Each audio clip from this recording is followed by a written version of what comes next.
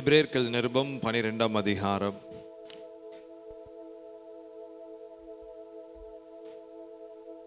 எபிரேயர் 12ஆம் அதிகாரம் முதலாவது வசனத்தை வாசிக்கலாம். Hebrews chapter 12 and verse 1.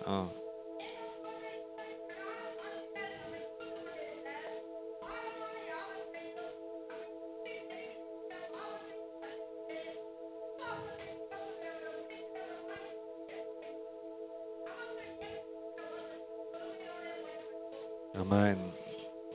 24ஆம் வருடத்தை கர்த்தர் ஓடி இந்த 52வது ஞாயிற்றுக்கிழமை வரை ஓட கர்த்தர் நமக்கு ஆண்டவர் பலன் தந்தார். ஹல்லேலூயா. எல்லாரும் ஓடிக்கொண்டே இருக்கிறோம். ஆனால் எப்படி ஓடுகிறோம், எப்படி ஓட வேண்டும் அப்படின்னு இந்த இடத்துல சொல்லப்பட்டிருக்கிறது. மேகம் போன்ற சாட்சிகள் நம்மை சூழ்ந்து கொண்டிருக்கிறபடியினால பாரங்களை தள்ளிவிட்டு, பாவத்தை தள்ளிவிட்டு, இயேசுவையே பார்த்து நமக்கு நியமித்திருக்கிற ஓட்டத்தில் ஓடணும். ஹல்லேலூயா.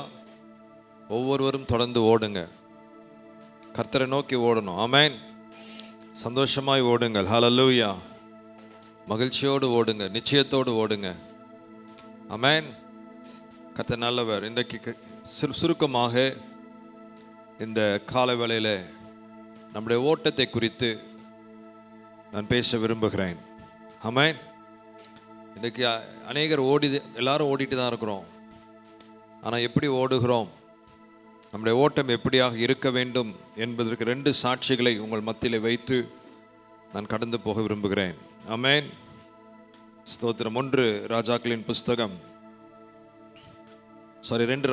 புஸ்தகம் 2ஆம் அதிகாரம் முதல் வசனம்.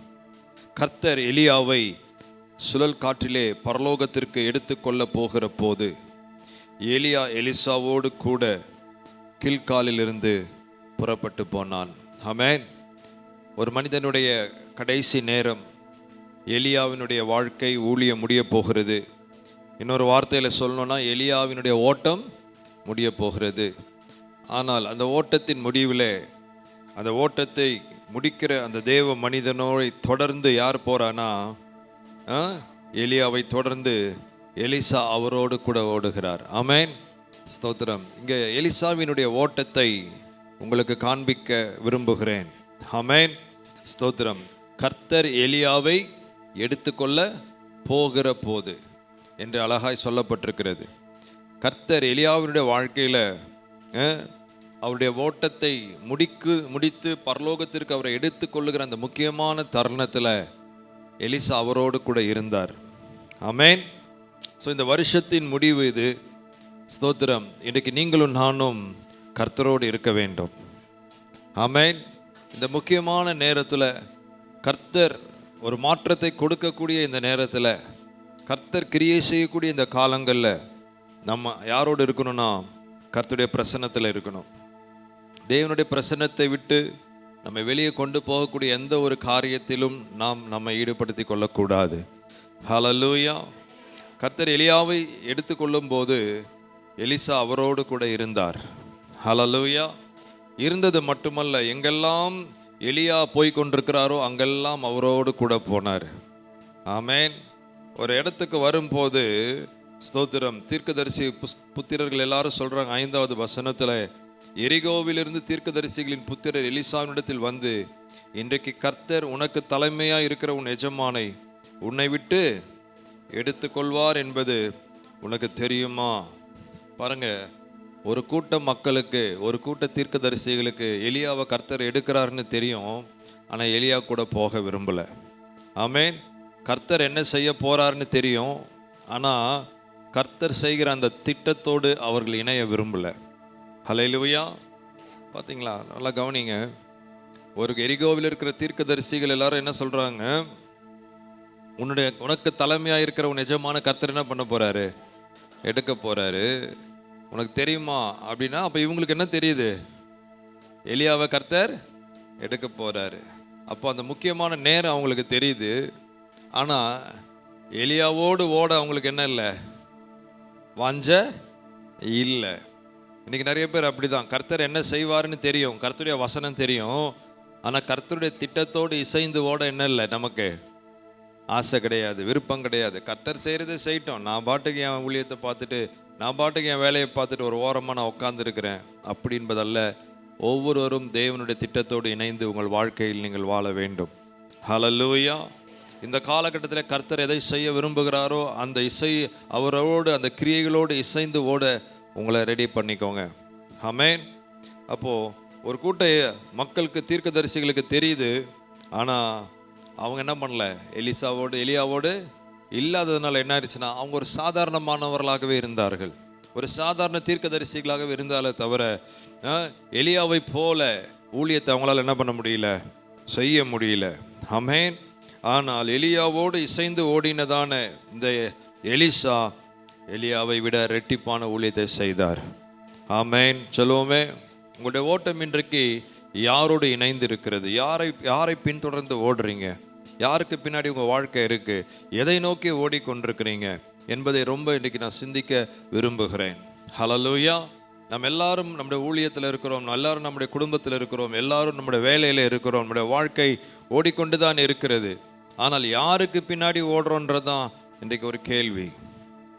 யாருக்கு பின்னாடி உங்களுடைய வாழ்க்கை இருக்கு? ஆமென். ஒவ்வொரு நாளும் காலை எழுந்த பிறகு உங்களுடைய வாஞ்சை என்ன, உங்களுடைய எண்ணங்கள் என்ன, உங்களுடைய ஏக்கங்கள் என்ன, உங்களுடைய லக்கு என்ன? ஆமென். ஸ்தோத்திரம். தேவ பிள்ளைகளை, இன்றைக்கு நம்முடைய ஓட்டம் ஸ்தோத்திரம் ஒரு நாள் முடியும். ஆமென். ஆனால் அந்த ஓட்டத்தின் முடிவிலே நம்ம அந்த வெற்றியை பெறுகிறவர்களாய் இருக்கிறோமா என்பதை நாம் யோசித்து பார்ப்போம். இந்த 2024 கர்த்தர் நம்முடைய கரத்திலே கொடுத்தார். நாம் எதற்கு பின்னாக இத்தனை நாட்கள் ஓடினோம்? இத்தனை வாரங்கள் எதற்கு பின்னாக ஓடினோம்? தேவ திட்டத்திற்கு பின்னாக இருந்தோமா? தேவனுடைய சித்தத்துக்கு பின்னாக நம்முடைய வாழ்க்கை வாஞ்சை ஆசையெல்லாம் இருந்துச்சா? Let's check. நம்ம எல்லாரும் நம்மளை செக் பண்ணி பார்ப்போம். ஆமென். இந்த நேரம் நம்மை சரிப்படுத்தி கொள்ள வேண்டிய ஒரு நேரமாக இருக்கிறது. ஆமென். சரி, அப்போது எலிசா என்ன சொல்கிறாருன்னா, எனக்கு தெரியும் என்ன இருங்க, சும்மா இருங்கள். பாருங்க, எனக்கு தெரியும்னு சொல்கிறதோட நிறுத்தியிருக்கலாம். அடுத்து என்ன சொல்லிட்டாரு? ஆமென்.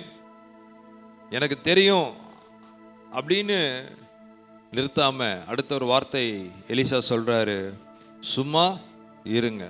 யாரெல்லாம் தேவ திட்டத்தோடு ஓடாமல் இருக்கிறாங்களோ அவங்கள பார்த்து நீங்களும் நானும் சொல்ல கற்றுக்கணும், இதுக்கு மேலே பேசாதீங்க.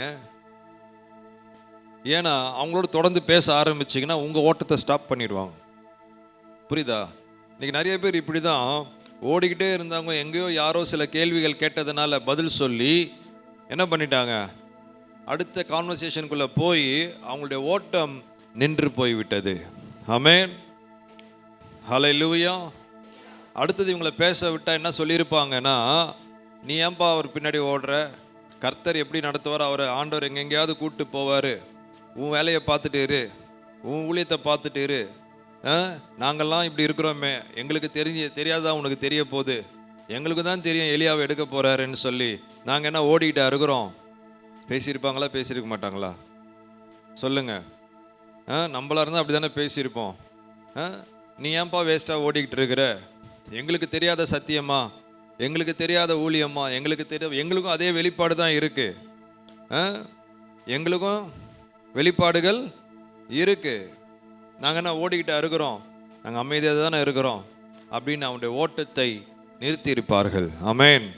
இன்றைக்கு சில பேரை நீங்கள் ஸ்டாப் பண்ணோம். ஏன்னா உங்கள் தரிசனத்தை, உங்கள் ஓட்டத்தை தடுக்கக்கூடிய சில நபர்களை நீங்கள் என்ன பண்ணக்கூடாது? என்கரேஜ் பண்ணக்கூடாது. ஆமென். ஹல்லேலூயா. ஆமாம், சில பேரை பார்த்து பதிலை சொல்லிட்டு நீங்கள் என்ன சொல்லணும்? அடுத்த வார்த்தை சத்தமாக சொல்லுங்க, சும்மா இருங்கள் என்று நீங்கள் தைரியமாய் சொல்ல வேண்டும். ஹல்லேலூயா. ஏனென்றால் எலிசாவுக்கு தெரியும், இதுக்கு மேலே இவங்க கிட்ட பேசுனா இவங்க வேடிக்கை பார்க்குற ஆளுங்க. ஆமென். விஷயம் தெரியும், ஆனால் என்ன நடக்குதுன்னு என்ன பண்ணுவாங்க? வேடிக்கை பார்க்குற ஆளுங்கள். வேடிக்கை பார்க்குற ஆட்களோடு நான் இருக்கக்கூடாது, தேவனோட கிரியை செய்கிற மனிதர்களோடு நான் ஓட வேண்டும் என்று சொல்லி தொடர்ந்து ஓடினார். ஹல்லேலூயா. ஸோ இன்றைக்கி ஒவ்வொரு தேவ பிள்ளைகளும் உங்கள் லைஃப்பை செக் பண்ணி பாருங்கள். ஆமாம், உங்கள் லைஃப் எதை பின்னாடி ஓடிட்டு இருக்கீங்க? உங்கள் தரிசனம் என்ன? உங்கள் ஆசை என்ன? ஒரு நாள் காலையில் எழுந்த உடனே நீங்கள் எதை செய்ய விரும்புகிறீங்க? உங்களுடைய வாழ்க்கையின் லக்கு என்ன? ஆமென், ஸ்தோத்திரம். தேவனுக்காய் ஓட வேண்டும், தேவ சித்தத்தை செய்து ஓட வேண்டும் என்ற ஆசை நமக்குள்ளே இருப்பதாக. ஆமென், ஹல்லேலூயா, ஆமென். ஸோ இப்படியே இந்த எலியாவை பின்தொடர்ந்து எலிசா என்ன பண்ணிட்டு இருக்கிறாரு? போய்கொண்டே இருக்கும்பொழுது ஒரு கட்டத்தில் தேவனை அவரை எடுக்கக்கூடிய அந்த இடம் வரும் பொழுது 9வது வசனத்தில் வாசிக்கிறோம், அவர்கள் அக்கறைப்பட்ட பின்பு எலிசாவை நோக்கி, நான் உன்னை விட்டு எடுத்து கொள்ளப்படும் முன்னே நான் உனக்கு செய்ய வேண்டியது என்ன கேள் என்றான். ஹல்லேலூயா. அதற்கு எலிசா சொன்னார், உம்மிடத்தில் உள்ள ஆவியின் வரம் எனக்கு எப்படி வேணும்?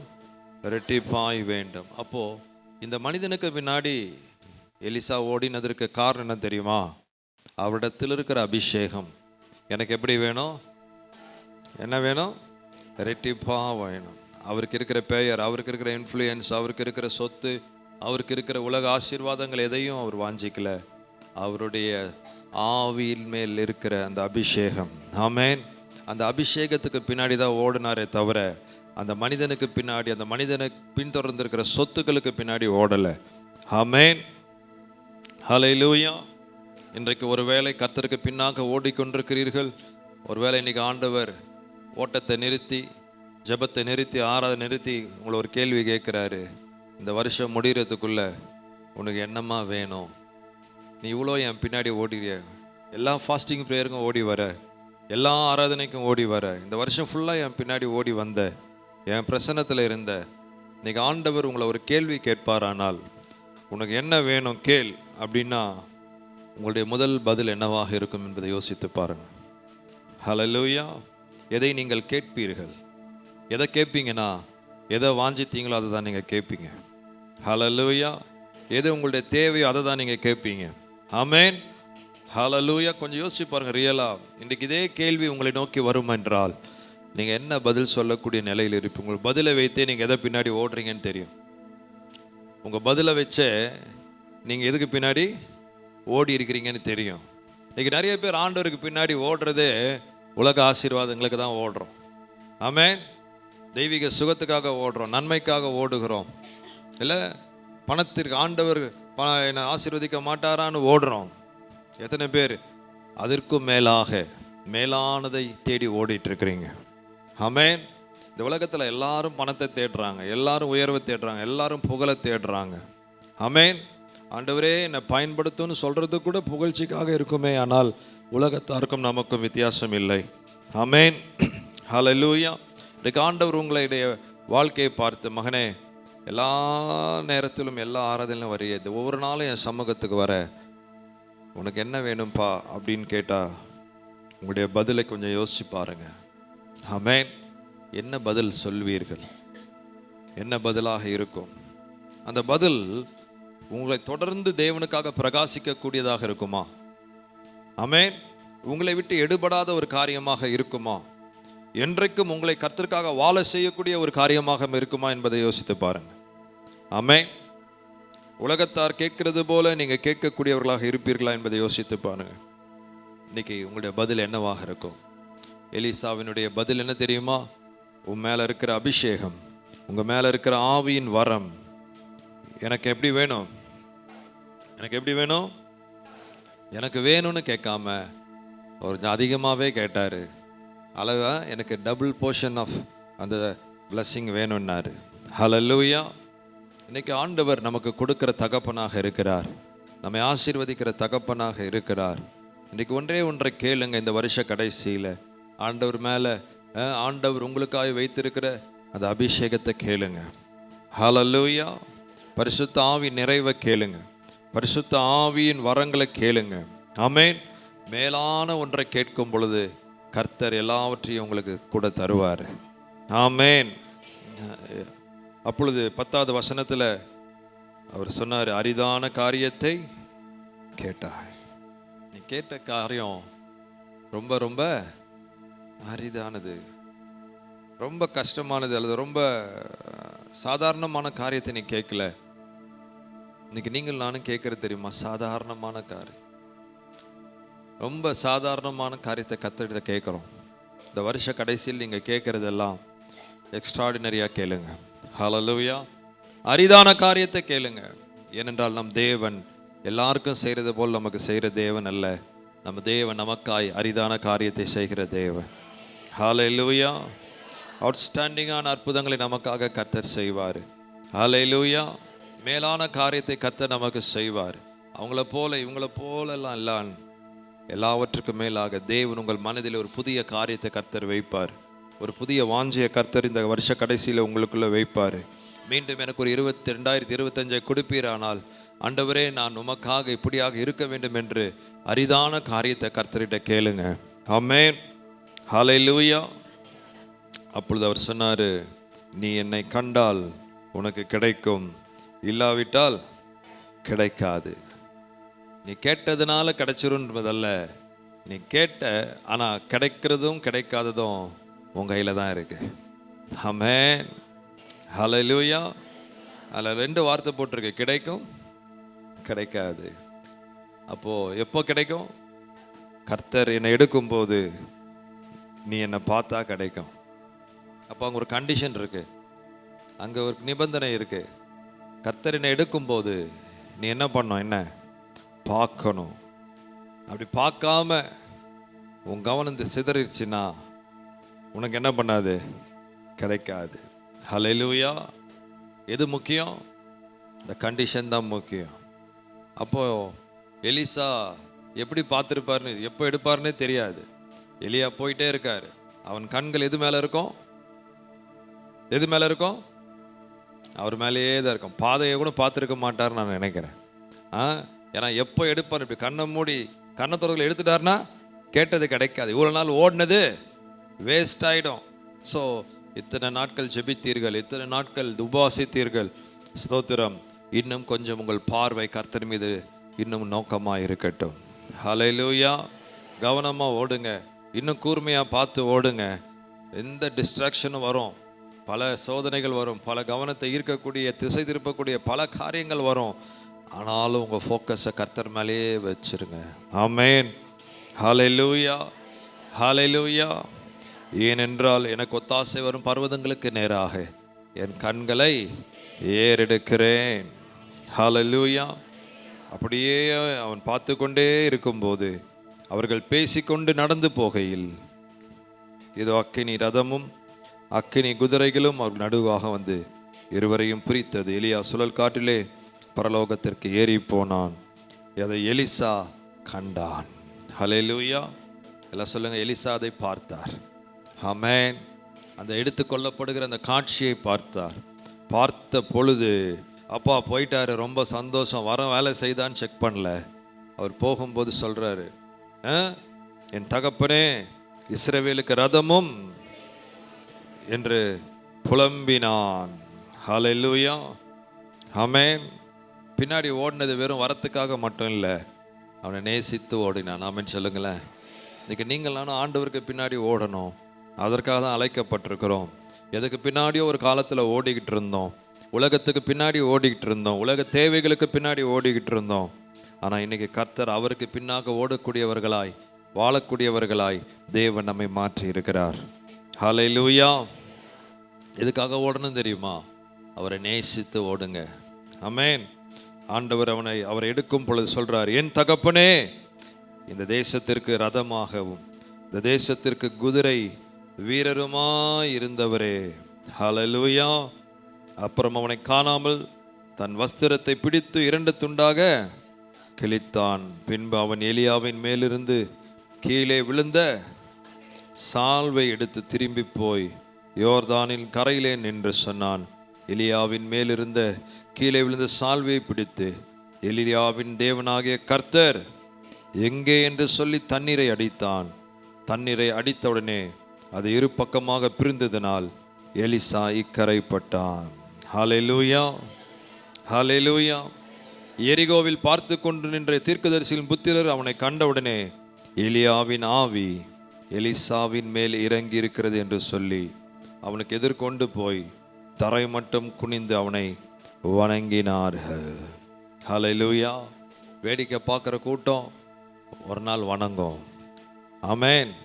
நல்லா கவனிங்க. எலியாவின் மேலிருந்து சால்வை எலிசாவின் மேல் விழுந்தது, அதை எடுத்துக்கொண்டார். இந்த வருஷ கடைசியிலும் கர்த்தருடைய பிள்ளைகளாகி உங்கள் ஒவ்வொரு மேலும் கர்த்தருடைய ஆவியானவர் அளவில்லாமல் இறங்கி உங்களை அபிஷேகிப்பாராக. அந்த ஆவியின் சால்வையை பிடித்தவர்களாய் நீங்கள் யோர்தானின் மறுகரைக்கு போவீர்களாக. ஆமென், ஹல்லேலூயா. இந்த வருஷத்தை கடந்து மறுகரைக்கு போவீர்களாக. ஆமென். கர்த்தர் உங்களை இன்னொரு இடத்திற்கு கர்த்தர் சுமந்து செல்வாராக. மறுகரையிலே அநேக அற்புதங்கள், கர்த்தருடைய திட்டங்கள், கர்த்தருடைய செயல்கள் எல்லாவற்றையும் நாம் அங்கே பார்க்கிறோம். ஆமென் சொல்லுவோமே. இன்றைக்கு எதை நோக்கி நாம் ஓடிக்கொண்டிருக்கிறோம் தேவ பிள்ளைகளே? நம்முடைய ஓட்டம் இன்றைக்கு தேவனுக்கு நேராய் திருப்பப்படட்டும். ஒருவேளை உங்களுடைய ஓட்டம் திசை திரும்பி இருக்குமே, ஆனால் இன்றைக்கு கர்த்தருக்கு நேராக நாம் திரும்பி நம்ம ஒப்பு கொடுப்போம். ஆமென் சொல்லுங்களேன். ஹல்லேலூயா, ஸ்தோத்திரம். எப்படி ஓடக்கூடாது என்பதற்கு இன்னொரு உதாரணத்தை நாம் இங்கு பார்க்கலாம். 2 ராஜாக்களின் புஸ்தகம் 5ஆம் அதிகாரத்தில் நாம் இங்கு கேயாசி குறித்து பார்க்கிறோம். ஆமென், ஸ்தோத்திரம். வாசிங்க 20வது வசனம். தேவனுடைய மனுஷனாகிய எலிசாவின் வேலைக்காரன் கேயாசி என்பவன்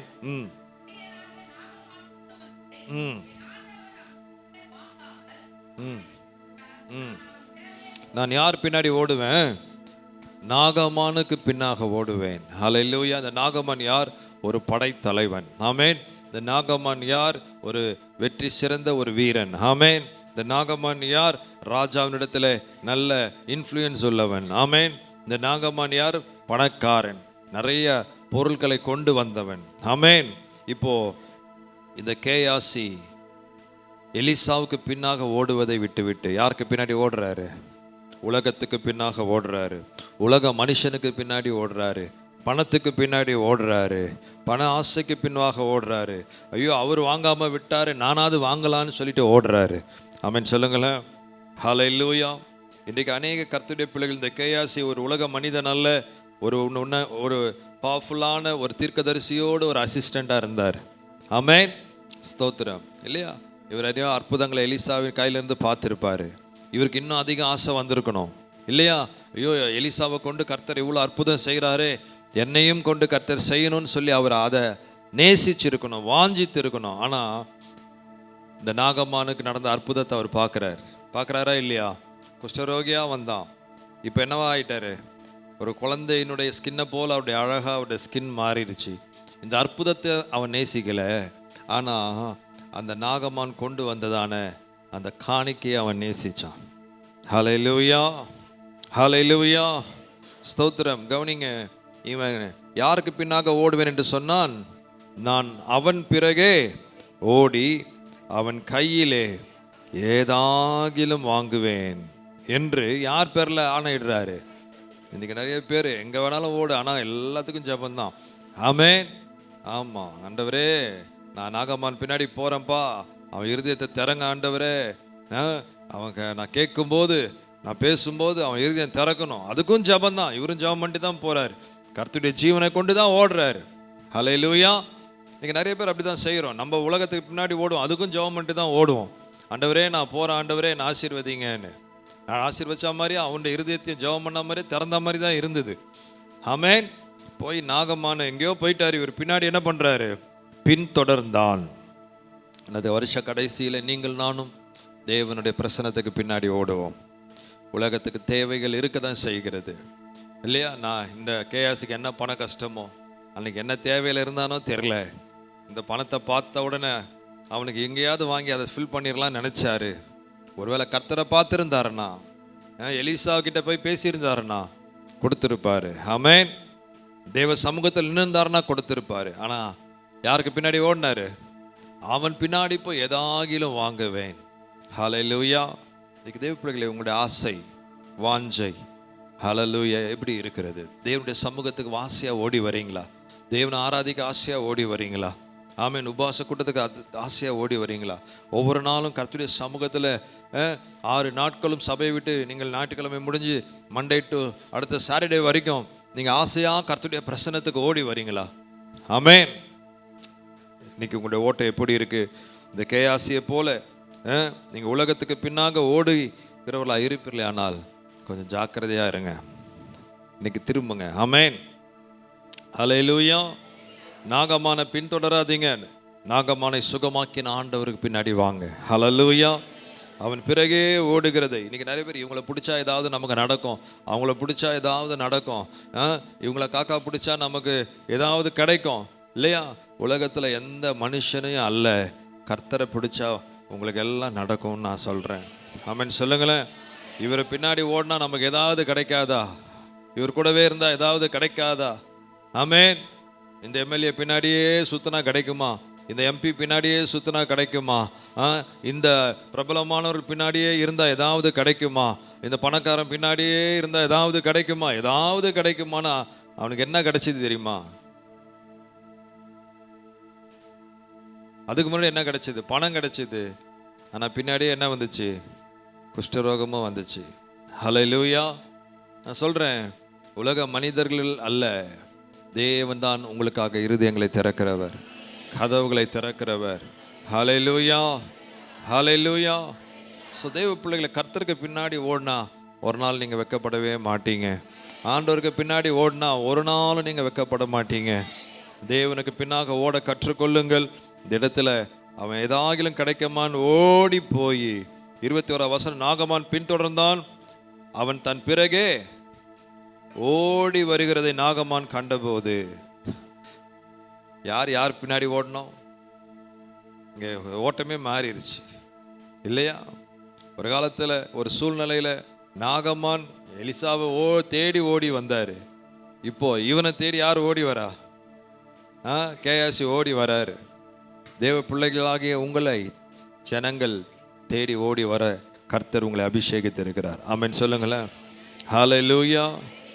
நாகமான் கண்டபோது அவன் கேட்டான், அவன் எதிர்கொண்டு போய் ரதத்திலிருந்து குதித்து சுக செய்தியா என்று கேட்டான். அதற்கு அவன் சுக செய்தி தான் அப்படின்னு சொல்லி கடைசியில் யார் பேரை சொல்லி வாங்குறாரு? எலிசா பேரை சொல்லியே வாங்குறாரு. சுக செய்தான். தீர்க்கதரிசியின் புத்திரில் 2 பேர் இப்பொழுதுதான் என்ன பண்ணாங்க? வந்தாங்க. அவர்களுக்கு 1 தாலந்து வெள்ளியையும் 2 மாற்று வஸ்திரங்களையும் தர வேண்டும் என்று கேட்க, என் எஜமான் என்னை, யார் பேரை யூஸ் பண்றாரு? எலிசா பேரை யூஸ் பண்றாரு. எலிசா கேட்கல, ஏன்னா எலிசா பேரை சொன்னாதான் அந்த ஆள் தருவாரு. ஹல்லேலூயா. மிஸ்யூஸ் பண்றாரு பேரை. ஆனா அவன் கேட்டது 1 தாலந்து வெள்ளி.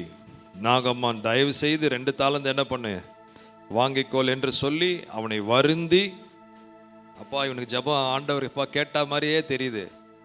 ஆண்டவரே நாகம்மான் இருதயத்தை திறங்கன்னு சொன்னேன், இவ்வளோ திறப்பீங்கன்னு எனக்கு தெரியாதுப்பா. ஆமென். நான் 1 தாளம் தான் கேட்டேன், இப்போ எத்தனை தாளம் தராரு? சில சமயம் நம்ம ஓடும்போது டபுளாக கர்த்தர் செய்கிற மாதிரி தான் இருக்கும். கொஞ்சம் வெயிட் பண்ணி பார்த்தா தான் தெரியும் டபுளுக்கு பின்னாடி என்ன வருதுன்ட்டு. ஹல்லேலூயா. ஆமாம், சில பேர் நம்ம கேட்ட மாதிரியே நடக்கணும்னா உடனே தேவ சித்தம் நினச்சிக்கிறது. ஆமென். நம்ம விரும்புகிற மாதிரியே நடந்த உடனே கர்த்தர் சித்தம் நினைச்சுக்கிறோம். இல்லை தேவ பிள்ளைகளே, ஸ்தோத்திரம். அவன் 2 தாளந்தை கொடுத்தான், வருந்தி கொடுத்தான். 2 தாளந்து வெள்ளியை கொடுத்தான். 2 பை நிறைய மாற்று வஸ்திரங்களை கொடுத்து அவனுக்கு வேலைக்காரனையும் அனுப்பி, பாவம் இந்த மனுஷன் அவசரத்தில் லக்கேஜ் எடுக்காமல் வந்துட்டாரு. ஆனால் 2 வேலைக்காரனையும் அனுப்பி குதிரை மேலே எல்லாத்தையும் வச்சு அவனை அனுப்பி விட்டான். ஆமென் சொல்லுங்களேன். ஹல்லேலூயா.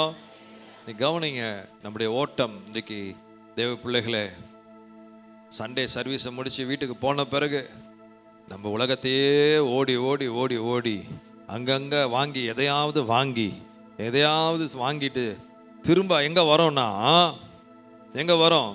திரும்ப எலிசா கிட்ட தான் வரோம். ஆமென். ஸ்தோத்திரம். 25வது வசனத்தில், பின்பு அவன் உள்ளே போய் தன் எஜமானுக்கு முன்பாக நின்றான். திரும்ப நம்மால சண்டே சர்வீஸ் வந்த உடனே அப்படியே சர்வீஸில் வந்து நிற்கிறது, ஒன்றுமே தெரியாத மாதிரி, நல்ல புள்ள மாதிரி.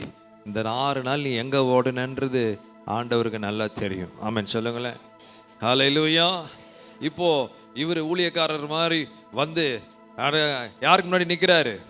எலிசாக்கு முன்னாடி பயபக்தியாக நிற்கிறாரு. சொல்லும் அடியேன் கேட்குறேன், என்ன வேலையா செய்யணும், உங்களுக்கு அடுத்த சாப்பாடு ப்ரிப்பேர் பண்ணுமா, என்ன பண்ணணும்னு வந்து நின்ன உடனேயே, கேயாசியே எங்கிருந்து வருகிறாய்? ஆமென் சொல்லுங்களேன்.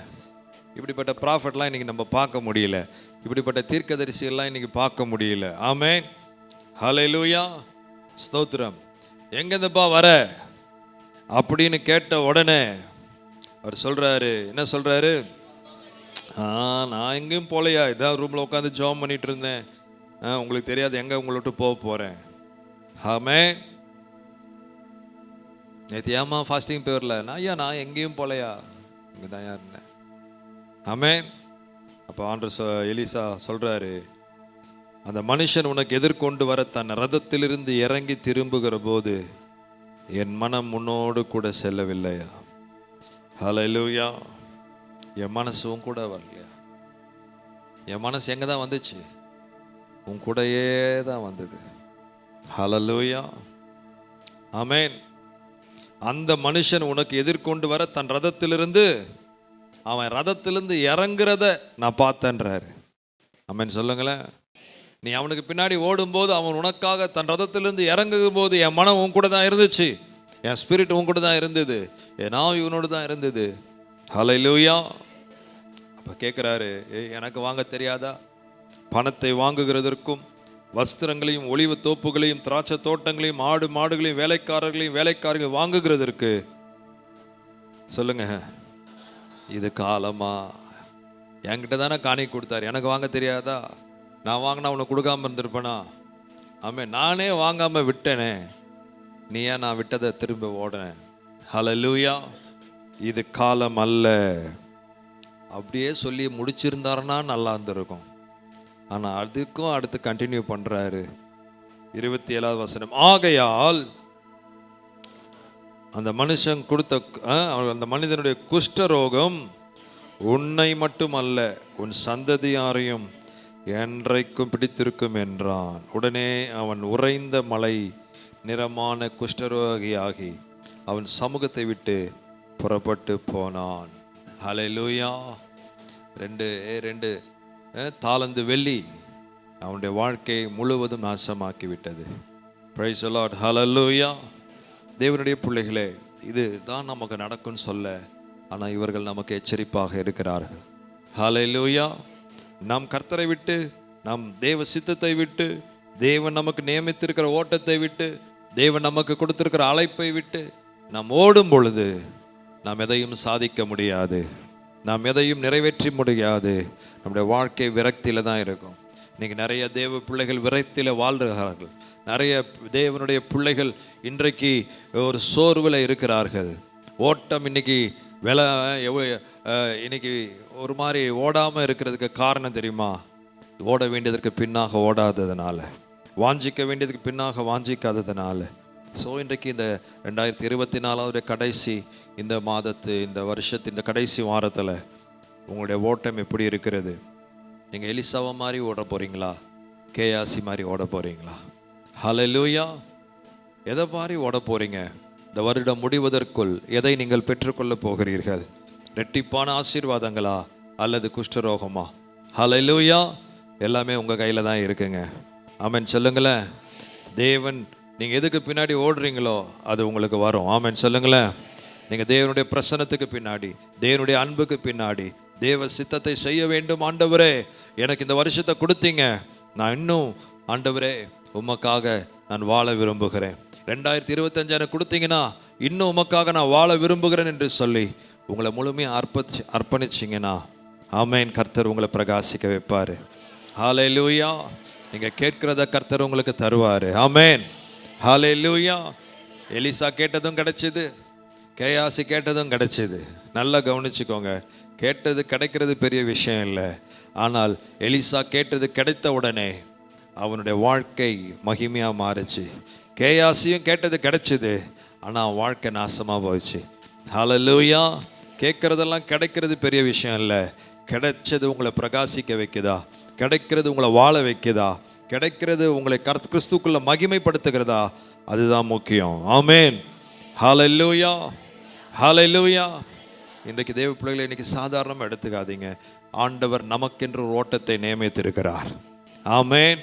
நம்ம ஓட வேண்டிய ஒரு ஓட்டத்தின் பாதையை கர்த்தர் நியமித்திருக்கிறார். ஆமென். ஹல்லேலூயா. ஸோ தேவ பிள்ளைகளே, நீங்கள் அந்த ஓட்டத்தில் நீங்கள் எதை நோக்கி ஓடுகிறீர்கள் என்பதுதான் ரொம்ப முக்கியம். ஆமென்.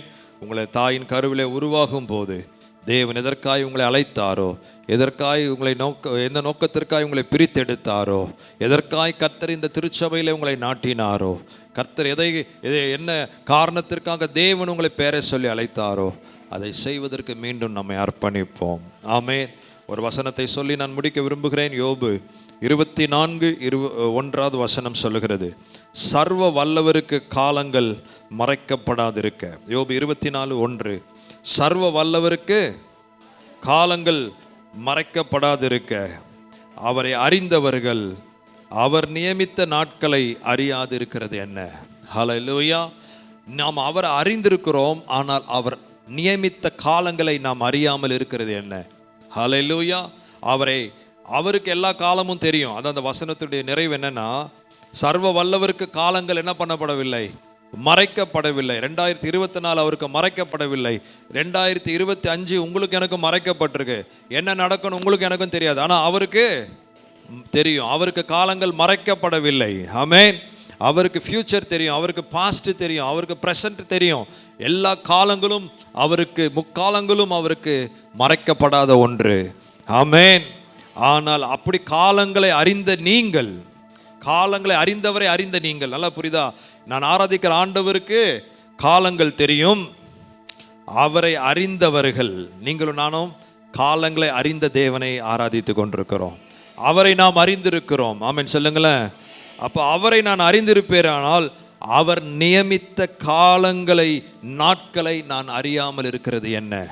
ஹல்லேலூயா. இப்போ இந்த 2025 கர்த்தர் என்ன காலங்களை உங்களுக்கு நியமித்திருக்கிறார், என்ன நாட்களை உங்களுக்கு நியமித்திருக்கிறார் என்பதை நீங்கள் அறிந்து கொள்ளக்கூடியவர்களாய் மாற வேண்டும். ஆமென். ஹல்லேலூயா. ஸோ பிளான் பண்ணுங்க. 2025 எப்படி உங்கள் வாழ்க்கை இருக்கணும், எப்படி உங்களுடைய வாழ்க்கை எதை நோக்கி ஓட வேண்டும், எதை பார்த்து ஓட வேண்டும் என்று இன்றைக்கு இந்த 3 நாட்களில் தேவ சமூகத்தில் உட்காந்து உங்கள் ஓடக்கூடிய பாதையை ஆண்டவரிடத்திலிருந்து கேட்டுக்கொள்ளுங்க. அவருக்கு தெரியுங்க 2025 எப்படி இருக்க போகுதுன்னு சொல்லி. ஆமென். அவருக்கு காலங்கள் மறைக்கப்படவில்லை. அவர் சில காரியங்களை நியமித்திருக்கிறார். அந்த நியமித்த நாட்களை நீங்கள் அறிந்து அதன்படி உங்களை வாழ ஒப்பு கொடுங்க.